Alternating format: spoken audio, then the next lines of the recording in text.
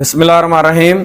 Unit 8 exercises कंदासीं 8.1 में। आम तमाम यूनिट अहम है, छो जो इन में जेका असां बहसबाज़ी कई आहे, थो था थी रही है, प्रेजेंट सिंपल टेंस ऐं प्रेजेंट कंटिन्यूअस टेंस जो ॿिन्ही खे मिलाए करे हिते चयो आहे, तमामु अहम आहे। हिन वीडियो खे सभिनी उस्तादनि खे बि ॾिसण बि घुरिजे ऐं शेयर बि करणु घुरिजे। जेको 8 यूनिट आहे न, प्रेजेंट कंटिन्यूअस ऐं प्रेजेंट सिंपल टेंस जी माना जे हवाले सां जेको वॾो हिते माना सम्झो त फसाद हले थो पियो, उनखे हिन यूनिट में सम्झण जी इंतिहाई ज़रूरत आहे तमामु घणी। अॻिते बि अञा घणो हिन ते डिस्कस कंदासीं, पर ही सम्झो आंसर द क्वेश्चन्स। हाणे सवालनि जा जवाब ॾियो अबाउट द पिक्चर्स, हिन तस्वीरुनि खे ॾिसी करे, हिन तस्वीरुनि जे बाबति। हाणे ही तस्वीरूं आहिनि, इनखे ॾिसी करे चयो, इन तस्वीरुनि बाबति सवाल कुझु कयल आहिनि, इन्हनि जा जवाब ॾियो। थोरी सम्झण जी ज़रूरत आहे, ट्रांसलेशन एहतियात सां करणी आहे। हाणे ही ॾिसो, चए थो आई एम अ फोटोग्राफर। हाणे इन जो उचार हिकु त जेको आहे असां ग़लति आहे, फोटोग्राफर।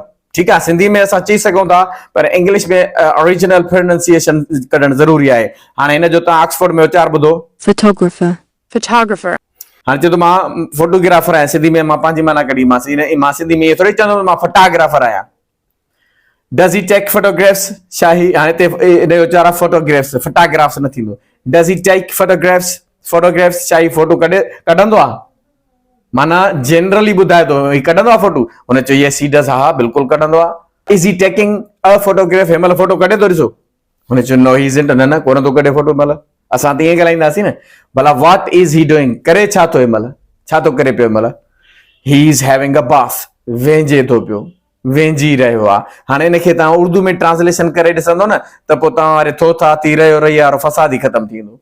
त इहो असां सिंधी में जेका कईसीं माना, उनखे सम्झण जी ज़रूरत आहे। मैं एक फोटोग्राफर हूँ, क्या ये फोटो खींचता है, फोटो निकालता है? उन्होंने चो जी बिल्कुल निकालता है। क्या इस वक्त ये फोटो खींच रहा है, फोटो निकाल रहा है? उन्होंने चो नो ही इज़न्ट, नहीं निकाल रहा। वो क्या कर रहा है इस वक्त? वो नहा रहा है। हाणे ये रहा है उर्दू में त हिकिड़ी ट्रांसलेशन थींदी, पर सिंधी असां वारी आहे तमामु वास्ट लैंग्वेज आहे, उनखे जेकॾहिं लफ़्ज़नि में फसाईंदासीं त इहा इंग्लिश जो खानो ख़राब थींदो। सिंधी जो त अलॻि कयो अथनि, उहो अॻिते अहिड़ा वरी यूनिट्स ईंदा, मां तव्हांखे उहे बि ॿुधाईंदुमि।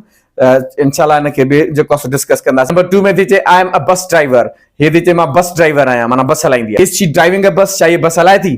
ॾिसो बस हलाए थी? नो शी इज़न्ट, न नथी हलाए। भला डज शी ड्राइव अ बस? हलाईंदी आहे बस, वो बस हलाईंदी आहे? यस शी डज, हा बिल्कुलु हलाईंदी। छो चए थी मां बस ड्राइवर आहियां। What is she doing? करे छा थी? She is playing the piano, piano थी वॼाए। समझो, उर्दू में नहीं ट्रांसलेशन क्यों, मैं बस ड्राइवर हूं। क्या ये बस चला रही है? नहीं। क्या वो बस चलाती है? जी बिल्कुल चलाती है। इस वक्त क्या कर रही है? वो पियानो बजा रही है। या उर्दू में ट्रांसलेशन कंदो न तव्हां, त ये थो था थी वारो सिस्टम तव्हांखे सम्झ में अची वेंदो त किथे लफ़्ज़नि में असांखे फसाए वियो आहे। इहे जेकॾहिं थो था थी वारा लफ़्ज़ तव्हां जेकॾहिं अंग्रेज़ी में सिंपल में था कयो न, त उर्दू में करे ॾेखारे त ख़बर पए न हिननि जी जेके जारी हुजण वारी माना आहे। नंबर 3 खे तव्हां ॾिसो, हे थो चए I am a window cleaner, माना मां दरियूं साफ़ करण वारो आहियां, यानी दरियूं साफ़ कंदड़ आहियां, हिन जो धंधो आहे। डज़ ही क्लीन विंडोज़? छा ही दरियूं साफ़ कंदो आहे? यस ही डज़, हा बिल्कुलु कंदो आहे। इज़ ही क्लीनिंग अ विंडो? हिन महिल दरी साफ़ करे थो? यस ही इज़, हा बिल्कुलु करे थो। ॾिसो भला व्हाट्स ही डूइंग? ही छा थो करे हिन महिल, छा करे रहियो आहे? He is cleaning a window, दरी थो साफ़ करे। सो इन करे इन्हनि में कंटिन्यूअस टेंस जे माननि खे सम्झणो आहे। उर्दू में ट्रांसलेशन कयो हिन जी, मैं खिड़कियां साफ करने वाला हूं। क्या वो खिड़कियां साफ करता है? हाँ बिल्कुल करता है। इस वक्त खिड़की साफ कर रहा है? जी बिल्कुल कर रहा है। वो क्या कर रहा है? वो खिड़की साफ कर रहा है। हाणे उर्दू में ये रहा है रही है, इहा उर्दू में ठहे थी। चो हिकिड़ी माना आहे, तक़रीबन ॿी बि थींदी हिकु ॿ, उहो उर्दू में असां जॾहिं उर्दू ते में चैनल असां रिकॉर्ड कंदासीं त पोइ उर्दू में बि उनखे सॼी डिटेल सां ॾींदासीं इंशाल्लाह। पर उते बि उहो तरीक़ो ग़लति आहे, त उर्दू वारा जॾहिं सम्झाईंदा आहिनि रहा है रही है रहे, करता है करती है करते हैं, इहे बि खोड़ मामलनि में ग़लति आहिनि। उते मक़सदु छा आहे, लफ़्ज़नि खे न आहे ॾिसणो, मक़सदनि खे वठणो आहे बसि। नंबर 4 में हिन तस्वीर खे ॾिसो, हे था चवनि वी आर टीचर्स, असां उस्ताद आहियूं, टीचर्स आहियूं, यानी मास्तर आहियूं। हाणे आर द टीचिंग? छा इहे पढ़ाइनि था हिन महिल? ॾिसो नो दे आरंट, न कोन था पढ़ाइनि। Do they teach? भला इहे पढ़ाईंदा आहिनि? यस दे डू, हा बिल्कुलु पढ़ाईंदा आहिनि। What do they do? इहे कंदा छा आहिनि? दे टीच, इहे पढ़ाईंदा आहिनि। दे आर टीचर्स, उहे उस्ताद आहिनि। What are they doing? हिते न लिखियल, पर मां पंहिंजे तरफ़ां थो ॿुधायांव छा था कनि हिन महिल। दे आर वॉचिंग टीवी, उहे टीवी था ॾिसनि, टीवी ते वेठा आहिनि उहे। हाणे इहा असां हुनजी जेका आहे असां मक़सद वारी माना कढीसीं लफ़्ज़नि ते जॾहिं गौर कंदो न त तव्हां सिंधी खे बि अलॻि बिगाड़ींदो इंग्लिश खे बि एॾो जो लफ़्ज़नि ते फोकस कंदो त तव्हां इंग्लिश कॾहिं सिखंदो कॾहिं ॿारनि खे बि सेखारींदो पाण बि कीअं सिखंदो स्पीकिंग जे हवाले सां त माण्हू होॾा लफ़्ज़ ईंदा वेंदा आहिनि ज़हन ते होॾा निकिरंदा वेंदा आहिनि पंहिंजी टंग थी वेंदी आहे ज़बान थी वेंदी आहे तकड़ी थी वेंदी आहे हिन में जेकॾहिं हिनखे हिते मिलायो आर दे टीचिंग छा उहे पढ़ाइनि था ठीकु आहे न हिन महिल ऐं डू दे टीच छा उहे पढ़ाइनि था सिंपल कयूं छा उहे पढ़ाइनि था छा उहे पढ़ाइनि था ॿिनी जी माना जेकॾहिं असां सिंपल में त कयूं ऐं कंटिन्यूअस खे मिलाए करे त इहा उबतड़ माना थी वेंदी इन करे मथे जुमिले जी माना थी छा महिल पढ़ाइनि था उहे ॾिसो भला उहे डू दे टीच उहे पढ़ाईंदा आहिनि इते इहा माना गॾियल जुमिलो ॻाल्हाइजे त नथी ठहे छा उहे पढ़ाईंदा आहिनि इहा ठहे थी हा जी बिल्कुलु पढ़ाईंदा आहिनि इहा न थिए हा बिल्कुलु पढ़ाइनि था इते इन सां मिलाए करे चवंदासीं नथी ठहे अलॻि सां चओ भला ख़बर इहे टीवी ते जेके वेठा आहिनि इहे पढ़ाइनि था हा बिल्कुलु पढ़ाइनि था इहा थोरी घणी ठहे थी 8.2 complete the sentences with am is are और डू डोंट डज और डजंट हाणे कंटिन्यूअस टेंस ऐं सिंपल टेंस में हिते जुमला ॾिना विया आहिनि इहे बि गौर तलब आहिनि number 1 excuse me do you speak English माफ़ कजो तव्हां अंग्रेज़ी ॻाल्हाईंदा ॻाल्हायो था हिनमहिल जेको आहे सो उहा बि चई सघे थो ॻाल्हायो था माना ॻाल्हाईंदा हुजे माना में निकिरे त पोइ नंबर 2 वेयर्स केट हो तो चए केट किथे आहे छोकिरी जो नालो आहे हुन जो आई डोंट नो मूंखे ख़बर न आहे डोंट लॻंदुसि नो वर्ब आहे आई डोंट नो मूंखे इहो कंटिन्यूअस में इस्तेमालु थींदो ई न आहे इहो नो वारो वर्ब मां नथो ॼाणियां इहा लफ़्ज़ी माना असां वटि हिते सेखारींदा आहिनि पर तकड़ में चवंदा मूंखे ख़बर न आहे अलाए मूंखे का बि ख़बर न आहे व्हाट्स फनी छाजी मश्करी आहे छाजी मज़ाक आहे वाई आर यू लाफिंग उहो इस्तेमालु थींदो कंटिन्यूअस में छा ते जेको आहे सो खिलो था छा ते ॾंद टिड़िया अथव असां सिंधीअ में नेचुरल प्रोसेसिस में माना कढंदासीं त असां सिंधी में छा ॻाल्हाईंदा आहियूं साम्हूं बीह करे जेकॾहिं हुनखे तव्हां चवंदो न त तव्हांखे हीअ ट्रांसलेशन वॾी ईज़ी ऐं सवली थी पवंदी लफ़्ज़नि जे फेर फार में हलंदव न पोइ वेठा लफ़्ज़ ॻोल्हींदो त थो रहियो चुको बुको हुको इहे पोइ फासी पवंदो त पोइ ट्रांसलेशन बि सॼी ज़िंदगी वई तव्हां खां छाजी मश्करी आहे छा ते था खिलो छा ते ॾंद था कढो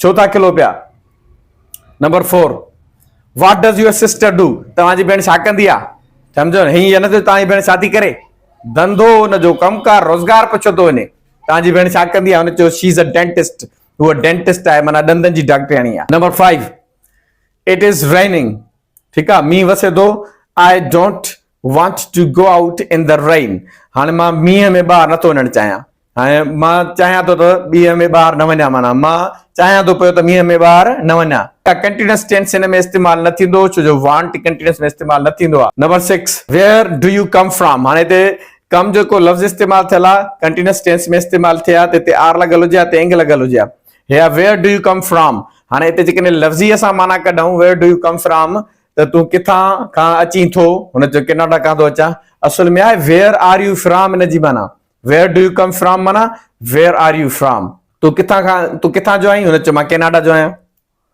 number 7 how much does it cost to stay at this hotel चए थो हिन होटल में रहण में केतिरो ख़र्चु आहे हिन होटल में अगरि रहिजे त केतिरा पैसा ख़र्च था अचनि इज़ इट एक्सपेंसिव साॻियो ई माण्हू सुवाल थो करे छा महांगो आहे छा इहो महांगो त न आहे न number 8 Steve is a good tennis player Steve जेको आहे टेनिस जो सुठो रांदीगर आहे but he doesn't play very often अक्सर करे खेॾंदो ई अक्सर करे खेॾे ई नथो सुठो रांदीगर आहे पर अक्सर करे खेॾे ई नथो सफ़ा इहो सिंपल वारी माना आहे थो हिते सिंपल में हली वई हरूभरू थो था थी इनखे लफ़्ज़नि खे वकोड़ियो न बस असां ॻाल्हाईंदा आहियूं जेका ॻाल्हाईंदा आहियूं नेचुरल वे में पोइ थो चऊं रहियो चऊं चुको चऊं असांजी मर्ज़ी आहे न असांजी ॿोली आहे असां पाण ई सम्झींदासीं इंग्लिश खे सम्झण जी कोशिशि कयो आहे हाणे आख़िरी एक्सरसाइज आहे 8.3 put the verb in the present continuous I am doing और the present simple I do number 1 excuse me do you speak English हाणे यू ऐं स्पीक आहे हिन जे अॻियां डू यू स्पीक लॻायो वियो माफ़ कजो अंग्रेज़ी ॻाल्हाईंदा तव्हां अंग्रेज़ी ॻाल्हायो था तव्हां नंबर 2 वेयर्स टॉम हुन चयोसि टॉम किथे आहे हुन चयोसि he is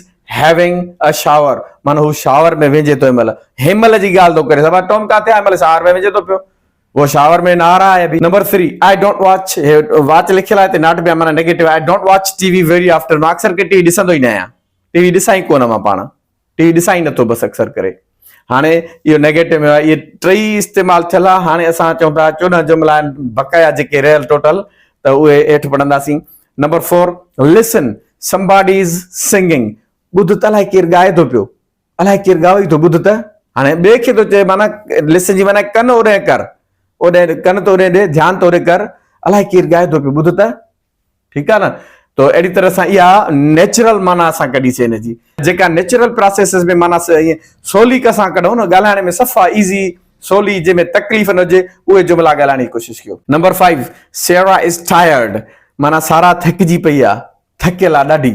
She wants to go home now, उहा घर वञण थी चाहे। हिकिड़ी ॻाल्हि हिते मां मथे यूनिट में न कई, उहा होम जे हवाले सां ई गो होम थींदो आहे। गो खां पोइ होम जॾहिं लफ़्ज़ अचे त हिन में टू जेका प्रिपोजिशन आहे उहा ख़तम थी वेंदी आहे। इन जे लाइ यूनिट अॻिते मौजूदु आहे, हिन में स्क्रीनशॉट इहे ॾेखारियांव थो, ॾिसो तव्हां, जेको टू हिन सां होम सां न लॻंदी। Number 6, How often do you use your car? तव्हां पंहिंजी कार कॾहिं कॾहिं इस्तेमालु कंदा आहियो? एवरी डे, रोज़ानो? कॾहिं था इस्तेमालु कयो, कॾहिं कॾहिं था इस्तेमालु कयो, तव्हां पंहिंजी कार कॾहिं रोज़ था इस्तेमालु कयो।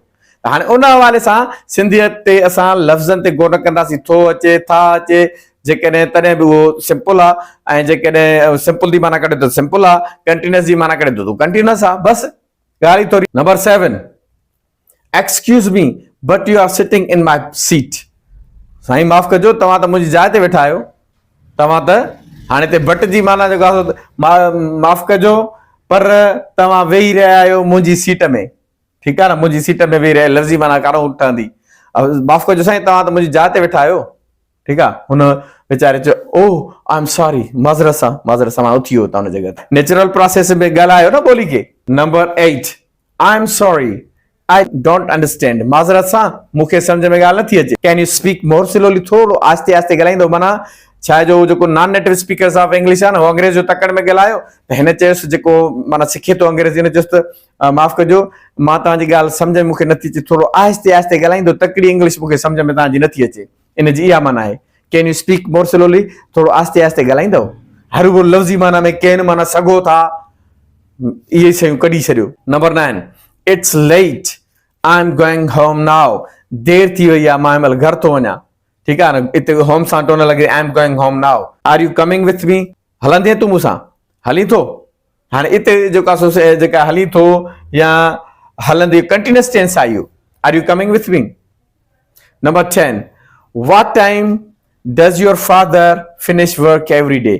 कहिड़े टाइम ते तव्हांजो वालिद रोज़ कम तां लही ईंदो आहे, कमु ख़तमु करे ईंदो आहे, माना ऑफिस मां मोटी ईंदो आहे। ठीकु आहे, कमु यानी ड्यूटी जेका बि ॾिनल आहे उतां उहा पूरी करण खां पोइ वापसि मोटण, के 5 मोटंदा आहिनि, के 6, के 7, के 8, हर कंहिंजो पंहिंजो पंहिंजो कमु करण जो टाइम आहे। Number 11, you can turn off the radio, माना तव्हां भली रेडियो बंदि कयो। I am not listening to it, मां नथो ॿुधां। Number 12, where is Paul, Paul किथे आहे? हुन चयुसि in the kitchen, he is cooking something, रंधिणे में आहे, कुझु न कुझु पचाए थो पियो या कुझु न कुझु पचाए थो। ठीकु आहे, जारी आहे हुन जो कमु। Number 13, Mark doesn't usually drive to work, mark अक्सर करे कार पंहिंजी कम ते नकाए वेंदो आहे। ठीकु आहे, हिते कार कोन लिखियल, ड्राइव में अंदरि कार मौजूदु आहे। ही यूजुअली वॉक्स, अक्सर करे पंधि वेंदो आहे। आख़िरी जुमिलो आहे, सू डज़न्ट लाइक कॉफी, सू खे कॉफी न आहे पसंदि, कॉफी न वणंदी आहे, हिनखे नथी वणे कॉफी। शी प्रिफर्स टी, हुनखे वधीक चांहि थी वणे, वधीक चांहि वणंदी आहे।